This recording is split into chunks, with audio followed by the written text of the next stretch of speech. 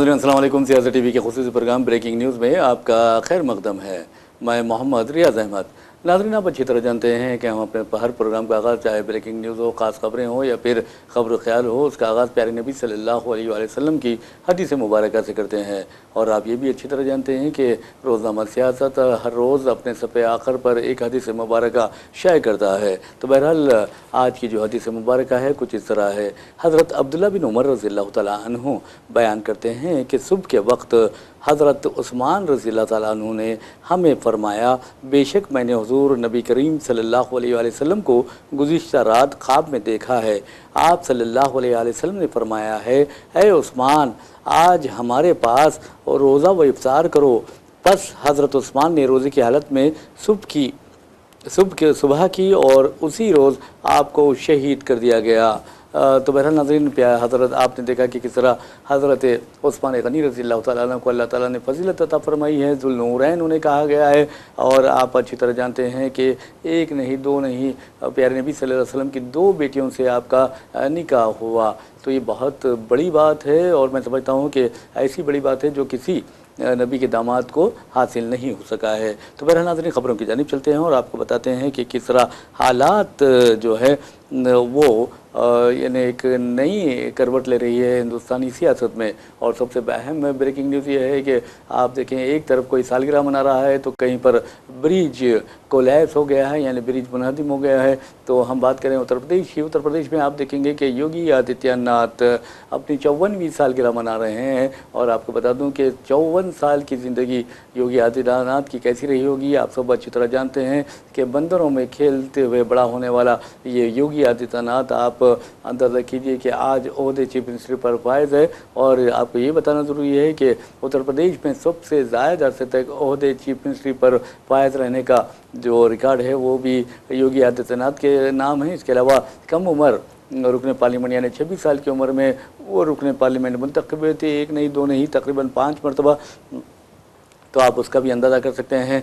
तो यानी आप अंदाज़ा कीजिए आजकल की जो सियासत है, आजकल की जो सियासी इक़्तिदार है, इसमें मक्कारी अय्यारी होना बहुत ज़रूरी है और फ़िरक़ा परस्ती बहुत होना ज़रूरी है। और आप देखेंगे योगी आदित्यनाथ को रामपुर के एक कलेक्टर ने रुला दिया था पार्लियामेंट में। वो बेचारा इतना रोया था, लेकिन अफसोस की बात यह है कि वो उस IAS ऑफिसर को कुछ नहीं बिगाड़ सका। हालांकि अगर कोई मुसलमान होता तो उसका घर पर बुलडोज़र चलाया जाता, उसके फार्म हाउस पर बुलडोज़र चलाया जाता। तो ये डर, ये खौफ जो है योगी आदित्यनाथ को है। और वैसे भी उत्तर प्रदेश में ज़ात पात की जो लड़ाई है अब नुक्ते उरूज पर पहुँचने वाली है। ये कहा जाता है कि जो इनकाउंटर्स वहाँ पर हो रहे हैं और जो इनकाउंटर्स में राजपूत जो होते हैं, यानी योगी आदित्यनाथ की जो ज़ात है उस ज़ात को छोड़कर दूसरी ज़ातों के यानी आला ज़ात के हिंदुओं को भी, यानी जो डॉन है आला ज़ात के हिंदुओं के जो गुंडे हैं उन्हें भी, या फिर लैंड ग्रैबर्स है या दूसरे अनासिर हैं यानी दादा हैं, उनको इनकाउंटर में मारा जा रहा है। ये शिकायत आम है। और योगी आदित्यनाथ के जो आला ज़ात के हिंदू, दिगर ज़ातों के जो हिंदू हैं वो योगी आदित्यनाथ के दुश्मन बन चुके हैं। अब देखना यह है कि वो दुश्मनी कैसे निकालते हैं। वैसे भी नाज़रीन आपको बता दूं कि बुरे का अंजाम बुरा ही होता है। और यकीन मानिए कि मज़लूम की जो आहें लेता है, मज़लूम की जो बदवाएँ लेता है, वो आसमां को छू जाती है, अर्श को छूती हैं। और जो अल्लाह ताला ये रस्सी ढीली तो करता है, लेकिन जब टाइट करता है तो फिर उसका अंजाम इस कदर बुरा होता है कि चेहरा भी पहचाना नहीं जाता। तो यकीन मानिए कि किस तरह के हालात आप देखेंगे उत्तर प्रदेश में है, मुसलमानों के साथ किस तरह का तासुब, किस तरह की जानिबदारी, किस तरह का मुतासिबाना सलूक रवा रखा जा रहा है, ये आप अच्छी तरह जानते हैं। आपको ये भी मालूम होना चाहिए कि योगी आदित्यनाथ एक पीठ का सरबराह भी है। तो आप अंदाज़ा कीजिए, जो शख्स मजहबी होता है, कट्टर मजहबी होता है, वो तो इंसानियत का दोस्त होता है। लेकिन योगी आदित्यनाथ के बारे में आप कह सकते हैं कि ये मुस्लिम दुश्मन है और इसमें कोई दो राय नहीं है। और वैसे भी अब ऐसा मुकाबला चल रहा है। योगी आदित्यनाथ के बारे में कहा जाता है कि नरेंद्र मोदी और अमित शाह की नींद इसने हराम करके रख दी है, क्योंकि योगी आदित्यनाथ के बारे में ये कहा जाता है कि वो ओहदे वज़ारत उज़्मा पर फायज़ होने का ख्वाब देख रहा है। अब अंदाज़ा कीजिए कि एक तरफ अमित शाह है कि नरेंद्र मोदी के घर को जाने का इंतज़ार कर रहे हैं। अगर वह नरेंद्र मोदी घर वापस होते हैं तो फिर उनकी घर वापसी होती है तो फिर अमित शाह को के लिए रास्ता साफ़ हो जाएगा, अमित शाह ये सोच रहे हैं। लेकिन इधर आप देखेंगे शुमाली हिंद में ये कहा जा रहा है कि गुजरातियों को अब रोकने का वक्त आ गया है। ये इवन महाराष्ट्र में भी ये बात चल रही है تو اب یہ دیکھنا ہے کہ گڈکری بھی RSS کی پسند ہے، لیکن گڈکری کے بارے میں کہا جاتا ہے کہ کٹر ہندوتوا کے جو معاملہ ہے وہ گڈکری میں نہیں ہے۔ ایسے میں یوگی آدتیہ ناتھ مودی کا متبادل ثابت ہو سکتے ہیں، لیکن آپ دیکھیں کہ 76 سال کی ضعیفی میں بھی مودی جو ہے وہ چمٹے ہوئے ہیں، عہدے وزارت عظمیٰ سے چپکے ہوئے ہیں۔ اب دیکھنا یہ ہے کہ کب وہ ان کی گھر واپسی ہوگی، لیکن ایک بات ضرور ہے کہ قدرت کو جب منظور ہوتا ہے وہی ہوتا ہے۔ مدعی لاکھ برا چاہے تو کیا ہوتا ہے، وہی ہوتا ہے جو منظور خدا ہوتا ہے۔ آج اگر یہ مودی سمجھ رہے ہیں کہ میں بہت ضعیفی میں بھی صحت مند ہوں، چاق و چوبند ہوں، تو ایسا کچھ بھی نہیں ہے۔ اس لمحوں میں انسان کی صحت بگڑ جاتی ہے۔ یہ نہ صرف مودی کو بلکہ امت شاہ کو بھی سوچنا چاہیے، اور یوگی آدتیہ ناتھ کو بھی سوچنا چاہیے، ہمنتا بسوا سرما کو بھی سوچنا چاہیے، اور اب سویندو ادھیکاری جو ہیں مغربی بنگال کے چیف منسٹر، انہیں بھی سوچنا چاہیے کہ یہ اقتدار جو ہوتا ہے وہ ہمیشہ کا نہیں ہوتا، کرسی جو ہوتی ہے وہ ہمیشہ کی نہیں ہوتی ہے۔ اللہ تعالیٰ جو ہے، قدرت جو ہے، انسان کو اس قدر مجبور کر دیتی ہے کہ وہ چلنے پھرنے سے قاصر ہو جاتا ہے، بولنے سے قاصر ہو جاتا ہے، لکھنے پڑھنے سے قاصر ہو جاتا ہے، اور حد تو یہ ہے کہ وہ اپنی ضروریات کی تکمیل بھی نہیں کر سکتا۔ تو یعنی آپ اندازہ کیجئے کہ یہ جو سمجھتے ہیں غرور و تکبر میں کہ ہم سب کچھ ہے، ہمارے پاس اقتدار ہے، ہمارے پاس حکومت ہے، ہمارے پاس سب کچھ ہے، لیکن یاد رکھیے کہ قدرت جب جوش میں آتی ہے تو یہ سب کچھ کا جو لفظ ہوتا ہے وہ مٹ کر رہ جاتا ہے۔ تو میرا ناظرین، آپ کو بتا دوں کہ امت شاہ ہو یا مودی ہو یا یوگی ہو، ان کے لب و لہجے کو آپ ضرور دیکھیے۔ یہ کہتے ہیں کہ ہم 2050 تک اقتدار میں رہیں گے، فلاں کام کریں گے، اور ملک میں دیکھیں گے کہ اقلیتوں کے بارے میں تو خاص طور پر ان کے جو خیالات ہوتے ہیں بہت ہی بھیانک خیالات ہوتے ہیں۔ ایسا لگتا ہے کہ ان کا جو دشمن ہے، اصلی دشمن، وہ مسلمان ہے، حالانکہ ایسا نہیں ہے۔ مسلمان اور ان میں دشمنی کا صرف یہ ہے کہ مسلمان جو ہوتا ہے وہ محب وطن ہوتا ہے، اور ان کی تاریخ آپ اٹھا کر دیکھ لیے تو پتہ چلے گا کہ ان لوگوں نے کیا کیا کیا۔ تو بہرحال ناظرین، آپ کو تاریخ کی طرف اگر ہم لے جائیں تو انگریزوں کے تلوے چاٹوں کی بھی آپ کو تاریخ ملے گی، ان لوگوں کی بھی آپ کو تاریخ ملے گی جنہوں نے انگریزوں سے بار بار معذرت خواہی کی تھی، معاف کرنے کے لیے کہا تھا۔ ہمیں ان لوگوں کی بھی تاریخ ملے گی جو ماہانہ 60 روپے انگریزوں سے وظیفہ لیا کرتے تھے، یعنی وظیفے غیاب، یعنی وظیفے خوار جو ہے، انگریزوں کے وظیفے خوار تھے یہ، یعنی آپ اندازہ کیجئے۔ تو آپ اندازہ کیجئے کہ اپنے ملک کے مفادات کو قربان کرنے والے کیا محب وطن ہندوستانی ہو سکتے ہیں، کیا قوم پرست ہو سکتے ہیں؟ میں سمجھتا ہوں کہ ہرگز نہیں ہو سکتے، یہ ملک کے غدار ہوتے ہیں۔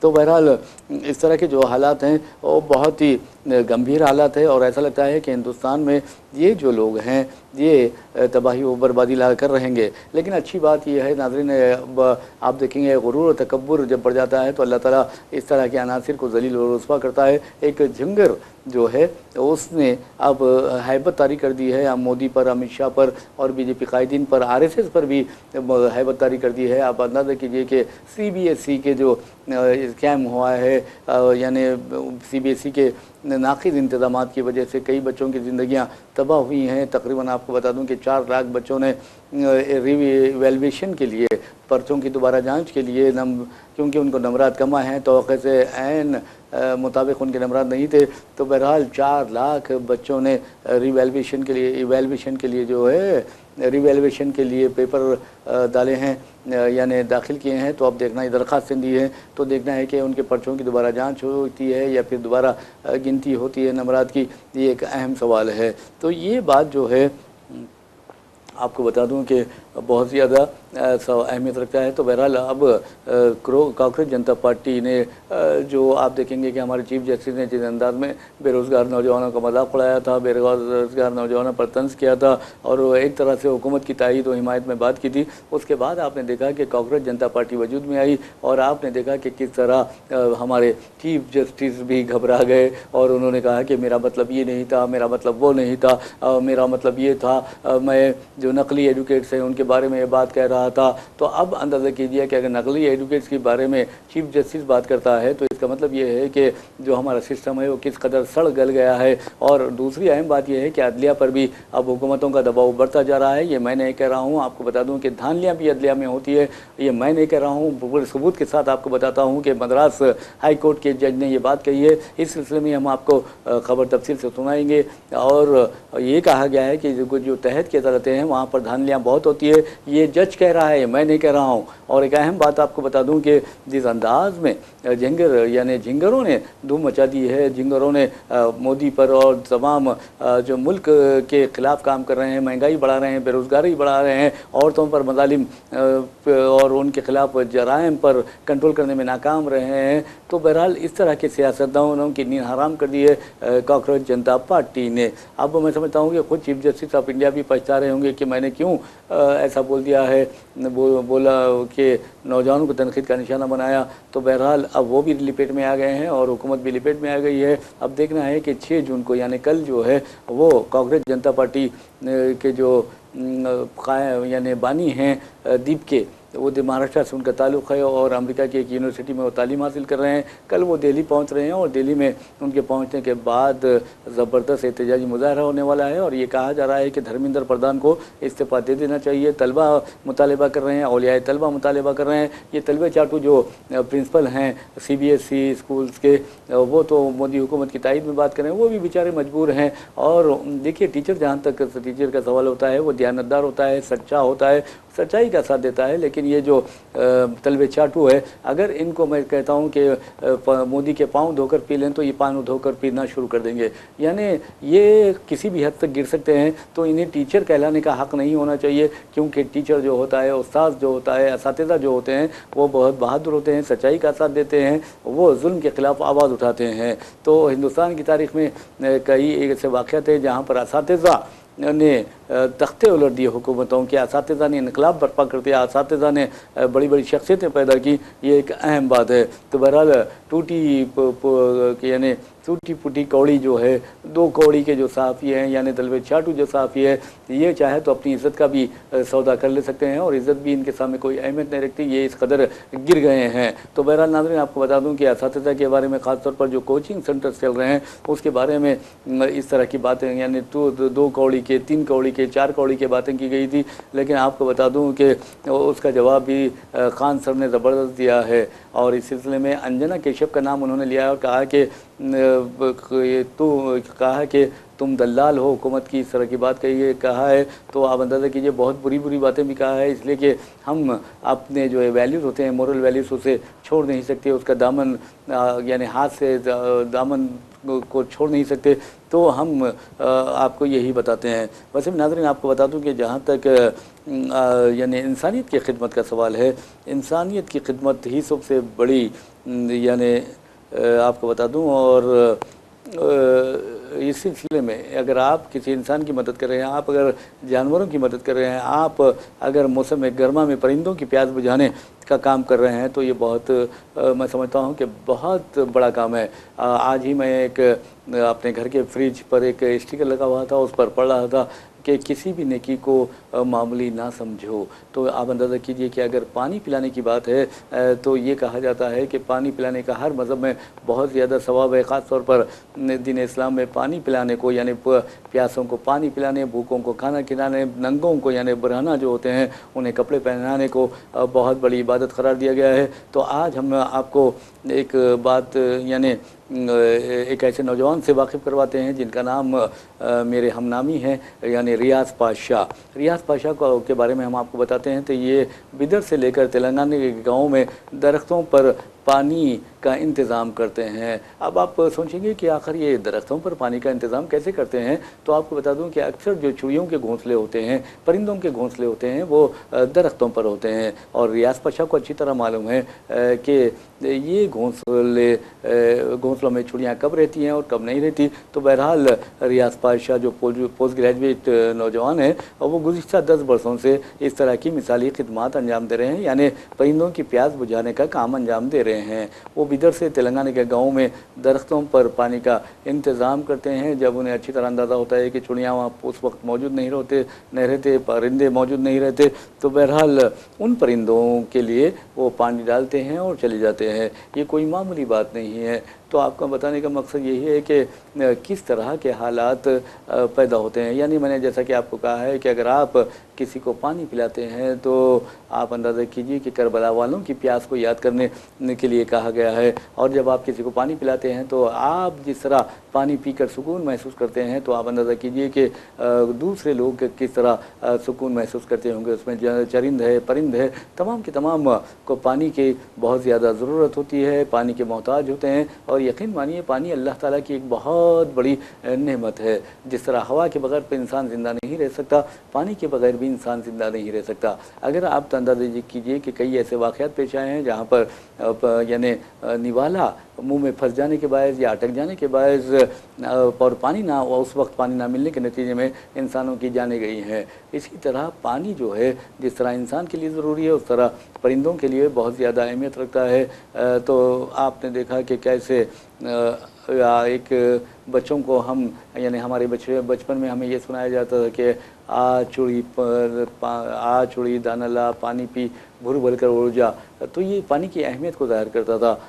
تو آپ اندازہ کیجئے کہ اسی طرح پانی کے بارے میں ہم جیسا کہ بتائے ہیں کہ ریاض پاشا کا ہم نے ذکر کیا ہے تو اس دین اسلام میں بھی یہ بہت زیادہ اہمیت رکھتا ہے. آپ اندازہ کیجئے کہ ہمارے شہر حیدرآباد میں کئی ایسی سبیل آپ کو نظر آئیں گی جہاں پر پانی ٹھنڈا پانی لوگوں کو وہ فراہم کیا جاتا ہے. اسی طرح آپ دیکھیں گے کہ گھڑے دکھائی دیں گے جہاں پر پانی بھرا ہوگا اور وہاں پر ایک ڈونگا ہوتا ہے اور اس کے بعد لوگ اس ڈونگے کے ذریعے پانی ڈال لیتے ہیں. تو شہر حیدرآباد فرقند بنیاد میں اللہ تعالیٰ نے یہ خوبی رکھی ہے. یہاں پر لوگ بہت زیادہ ہمدردی والے ہیں، محبت والے ہیں، مروت والے ہیں، اثار و قربانی والے ہیں اور انسانیت کی بقا کے لیے، انسانیت کی بہبود کے لیے کام کرنے والے ہیں. آپ کسی بھی حیدرآباد کے محلے میں جائیے وہاں پر ضرور آپ کو گھروں کے باہر پانی رکھا ملے گا جس سے جو غریب لوگ ہوتے ہیں، وہاں سے گزرنے والے راہگیر ہوتے ہیں، وہ استفادہ کرتے ہیں. تو یہ بہت بڑے ثواب کا کام ہے. حیدرآباد ہی نہیں بلکہ آپ اندازہ کیجئے کہ شاہی جو حکمران تھے، مسلم حکمران جو تھے،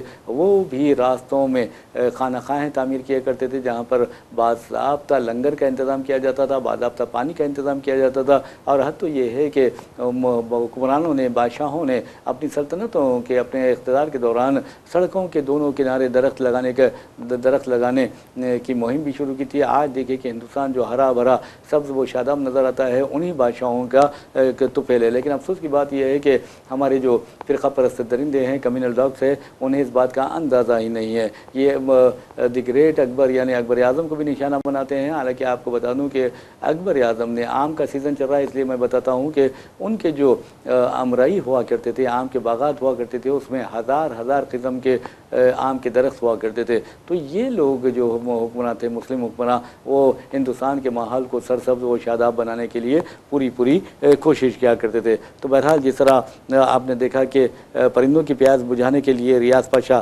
غیر معمولی کام کر رہے ہیں، ویسے ہی آپ اندازہ کیجئے کہ کس طرح کے حالات پیدا ہوتے ہیں. اور خاص طور پر اس طرح کی خبریں میں سمجھتا ہوں کہ ان کو زیادہ حوصلہ افزائی کرنی چاہیے. اس طرح کی خبروں کو اس طرح کئی خبریں پیش کرنے بھی ہوگی.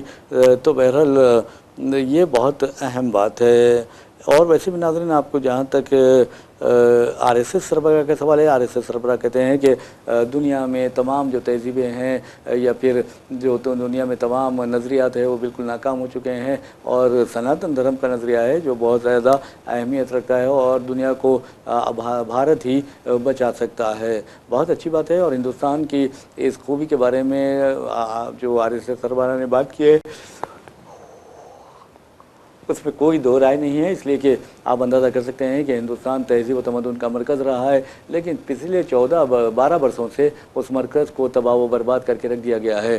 یہاں آپ دیکھیں گے ہم نے چاند پر کمندیں ڈال دی ہے لیکن افسوس کی بات یہ ہے کہ ایک جانور کو ماں تصور کرتے ہوئے، ماں کہہ کر بلاتے ہوئے، حالانکہ ساورکر نے واضح طور پر کہا ہے، آپ ساورکر کو یہ اپنا لیڈر مانتے ہیں تو آپ کو بتا دوں کہ ساورکر نے واضح طور پر کہا ہے کہ گائے جو ہے ایک کسی کی ماں نہیں ہو سکتی بلکہ یہ ایک جانور ہے. اسی طرح آپ کو بتا دوں کہ ان کے جو ہمارے ہندو بھائیوں کے جو بھگوان ہیں یا دیومالے کی کہانیاں ہیں یا ان کی مقدس کتابیں ہیں اس میں واضح طور پر لکھا گیا ہے کہ کسی यानी रुक्मणी की शादी के मौके पर या रुक्मणी के वालिद ने बहरहाल कुछ ऐसी कहानी है कि 1,10,000 गाय काट कर दावत की थी। तो ये जो चीज़ें हैं, एक जानवर को आप माँ कहते हैं तो मैं समझता हूँ कि अपनी माँ का अपमान है, क्योंकि माँ माँ होती है और जानवर जानवर होता है। हाँ, अगर बात ये अलग बात है कि चलिए गाय दूध देती है तो भैंस भी दूध देती है, तो फिर आप उसको क्या कहेंगे, ये भी सोचने वाली। गाय भी दूध यानी बकरी भी दूध देती है,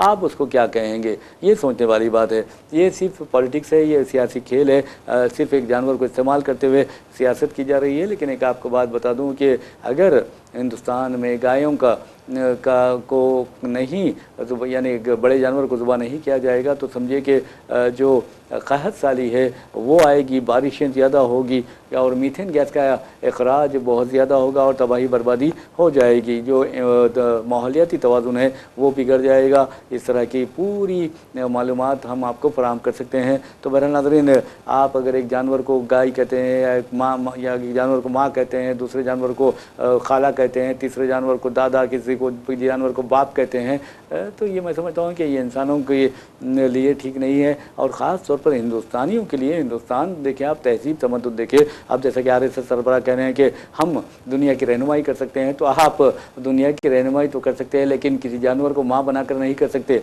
लोग आपका मजाक उड़ाते हैं। क्यों? आप जाके हिंदुस्तान में ही नहीं बल्कि बैरून ममालिक में जाकर अगर पूछिए क्या ये कोई जानवर आपकी माँ हो सकता है, तो वो समझेंगे, आपके जहनी तवाज़ुन पर शक करेंगे। ये सबसे अहम बात है। पागल कहेंगे, आपको जुनूनी कहेंगे और निकला हुआ कहेंगे। तो बहरहाल आपको बता दूं कि RSS सरबराह ने कहा है कि हिंदुस्तान दुनिया की रहनुमाई के लिए बिल्कुल तैयार है, बिल्कुल मौजू है, बिल्कुल फिट है। तो आप पहले अपने आप को सुधारिए। एक जानवर को अगर आप माँ कहते हैं, एक जानवर को आप बाप कहते हैं, एक जानवर को आप कुछ और कहते हैं, तो ये गलत बात है। आप वो जानवर को दूर की बात है, खुद हमारे वज़ीर-ए-आज़म नरेंद्र मोदी ने इसराइल को फादरलैंड कह दिया है। अपनी किस तरह फादरलैंड हो गई उनकी समझ में नहीं आता। तो बहरहाल उन बेचारों को भी अपने इस बयान पर गौर करना चाहिए। तो बहरहाल नाज़रीन, आपको बता दें कि जहाँ तक जानवरों का सवाल है, जानवर होते हैं, किसी की माँ किसी का बाप नहीं हो सकते और ना होना चाहिए। किरण, आपको बता दूं कि एक चीफ जस्टिस, एक सुप्रीम कोर्ट के जज थे, साबिक जज हैं, उन्होंने वाज़ेह तौर पर कहा है कि ये गाय जो है, गाय जानवर है और ये कभी किसी की माँ नहीं हो सकती। मौलाना अरशद बंदी ने कहा है कि गाय को कौमी जानवर करार दिया जाए। तो फिर योगी आदित्यनाथ उठ खड़ा हुआ बेचारा, उसने कहा कि हम सब जानते हैं कि गाय जो हमारी माता है और हमको कुछ नहीं आता है, इस तरह की बात कहा है। तो कहने का मतलब ये है कि जानवर जानवर होता है, माता माता होती है। अगर आप जानवर योगी आदित्यनाथ कहते हैं कि गाय हमारी माता है, तो फिर शर्म तुम्हें आनी चाहिए कि सड़कों पर गायों को क्यों छोड़ते हो। माताओं को कोई अपने सड़कों पर छोड़ता है, माताओं को टक्कर देकर कोई चला जाता है, माताएं कचरा खाती हैं, तो ये माता होती है, ये सोचने वाली बात है। एक साइंटिफिक अंदाज में बात कर रहा हूँ, मैं किसी पे तनकीद करना मेरा मकसद नहीं है और ना मैं करता हूँ, क्योंकि मेरे अपने कई हिंदू दोस्त हैं जो खुद ये कहते हैं कि ठीक नहीं है, बल्कि गाय एक जानवर है और माता नहीं हो सकती। क्या माता कचरा खाती है? क्या माता सड़कों पर यानी टकरें खाते हुए फिरती है? अगर माता है तो फिर योगी आदित्यनाथ उन्हें बचाता क्यों नहीं? बचाना चाहिए ना। अगर गाय माता है तो फिर अब दूसरा जो बीफ उत्तर प्रदेश से सबसे ज्यादा जा रहा है, योगी आदित्यनाथ उसे रोकता क्यों नहीं?